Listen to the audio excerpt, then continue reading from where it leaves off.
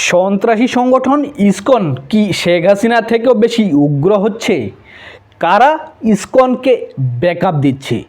আমরা সকলে জানি ইসকন একটি উগ্র হিন্দুত্ববাদী সংগঠন, যাদের সাথে আবার হিন্দু বা সনাতনীদের সাথে কোনো মিল নেই।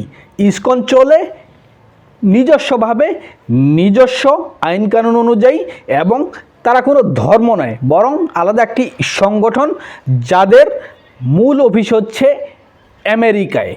অর্থাৎ সনাতনী, আমরা যাদেরকে হিন্দু নামে জানি, এই হিন্দু বা সনাতনীদের সাথে ইসকনের কোনো সম্পর্ক নেই।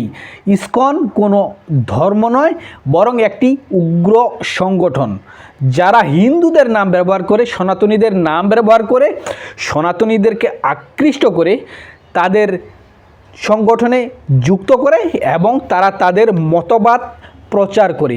আর এই ইসকন অনেক সনাতনী মন্দির দখলের সাথে যুক্ত।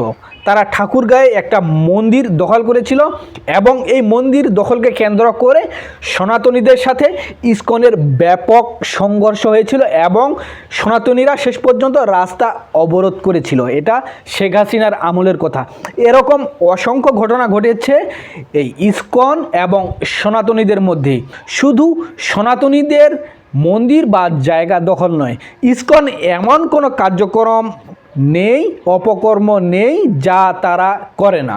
এই ইসকন কোনো রাষ্ট্রের নিয়ম নীতি তোয়াক্কা করে না, বরং টাকা পয়সা দিয়ে তারা বিভিন্ন অপকর্ম চালিয়ে যায়। বড় বড় নেতাদেরকে তারা হাত করে ফেলে এবং নির্বিঘ্নে তারা অপকর্ম চালিয়ে যায়। গত 2024 সালের 25শে অক্টোবর চট্টগ্রামে একটা সমাবেশ করে এই ইসকন বা বাংলাদেশ সনাতন জাগরণ মঞ্চ ব্যানারে তারা এই সমাবেশটা করে। আর এই সমাবেশের চিন্ময় কৃষ্ণ দাস নামে এক ব্যক্তি এই সমাবেশের, এই মঞ্চের মুখপাত্র। সেই সমাবেশে বাংলাদেশের জাতীয় পতাকাকে প্রকাশ্যে অবমাননা করা হয়।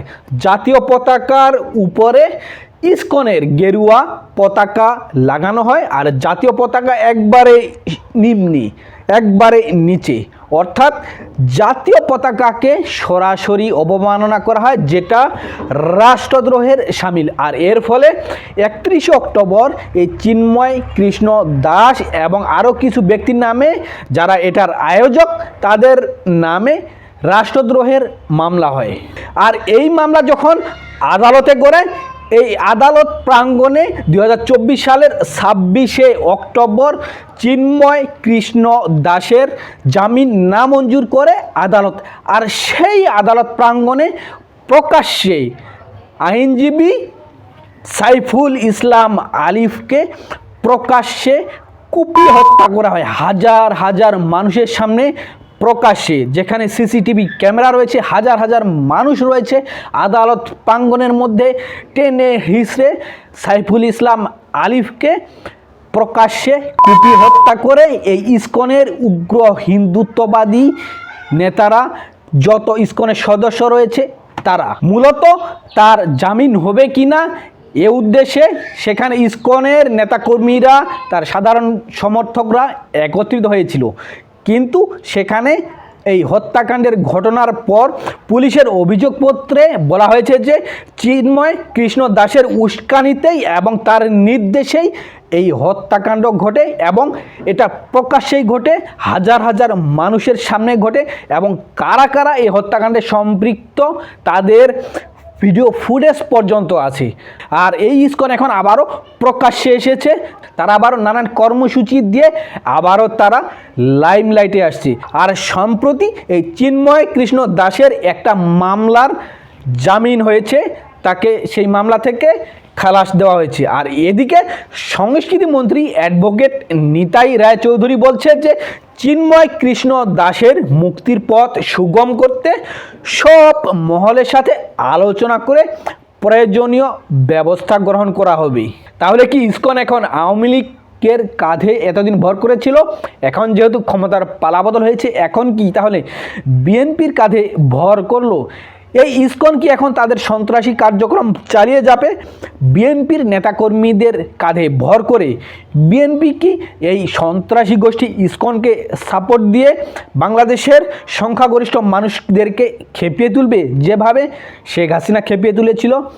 বিএনপি যদি এখন এই ইসকনকে সাপোর্ট দেওয়া বন্ধ না করে, ইসকনের বিরুদ্ধে যদি শক্ত পদক্ষেপ গ্রহণ না করে, এই সন্ত্রাসী গোষ্ঠী ইসকনকে যদি বাংলাদেশে নিষিদ্ধ ঘোষণা করা না হয়, ইসকনের বিরুদ্ধে যদি কার্যকর পদক্ষেপ গ্রহণ করা না হয়, তাহলে বাংলাদেশের সংখ্যাগরিষ্ঠ মানুষ বিএনপির প্রতি বিরূপ প্রতিক্রিয়া দেখাবে, বিএনপি জনগণের জনসমর্থন হারাবে। তাই সরকারের উচিত হলো এখনই ইসকনের বিরুদ্ধে শক্ত পদক্ষেপ গ্রহণ করা, চিন্ময় দাসের যেন মুক্তি না হয় এবং আইনজীবী আলিফের হত্যাকাণ্ডের যেন সঠিক বিচার হয়, যারা এর সাথে যুক্ত প্রত্যেকের যেন সর্বোচ্চ শাস্তি, মৃত্যুদণ্ড কার্যকর হয়।